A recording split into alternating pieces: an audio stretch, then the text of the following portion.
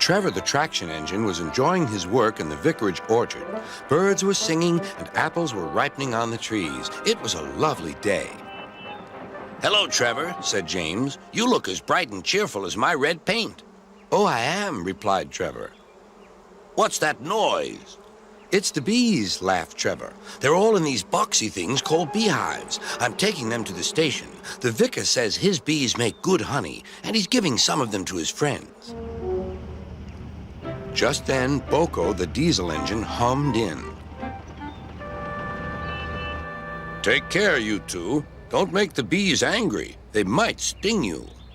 James didn't like being told what to do by a diesel, and he buzzed away. Goodbye, Trevor, called Boko, and set off to see Duck at the next station.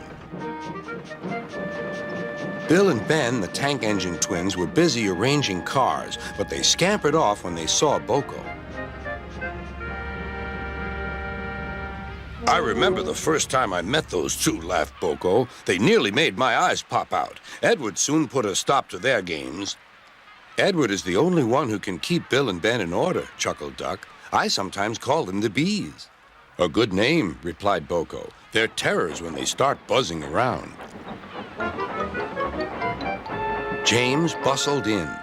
What's that, Duck? Are you afraid of bees? They're only insects after all, so don't let that buzzbox diesel tell you different. His name is Boko, and he didn't. I wouldn't care if hundreds were swarming around. I'd just blow smoke and make them buzz off.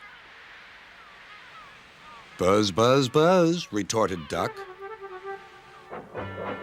The next morning, James arrived at the station to collect his coaches.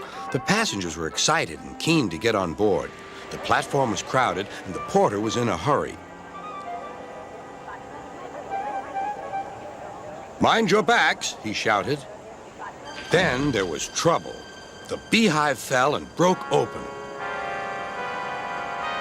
The station cleared like magic. James heard a familiar buzzing. The bees were too cold to be cross, so they buzzed around the fireman, hoping he'd mend their hive. But he didn't understand, nor did his driver, so the bees turned to James. His boiler was nice and warm. Buzz off, hissed James. One bee burnt his foot. Ooh, ah, ah, ooh. The bee thought James had burnt him on purpose.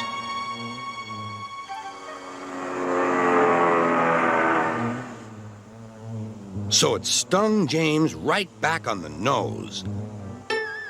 Eee! Whistled James. He had had enough. So had his fireman and driver. They didn't notice till too late that they had left all their coaches behind. They tried everything to get rid of the bees. First, they spun on the turntable, but to no avail. They tried washing them off, but the bees clung harder to James's warm boiler. Then they tried smoking them off by going through a long tunnel, but still the bees wouldn't go away. It's no good, James, said his driver. We'll just have to go back to the orchard and fetch another hive. James's reply was drowned by the sound of buzzing. The vicar was waiting anxiously for James. When he arrived, the bees swarmed straight into their new home. Come on, James, said his driver. What you need now is a good hose down. Later that evening, James was resting in the shed when the vicar came to see him. Thank you for saving my bees, he said. It's a pity it's not Christmas. Then we could call you James the Red-Nosed Engine. Everyone laughed, even James. But instead, they decided to call James the Bee's Knees, which means they thought he was more useful than ever.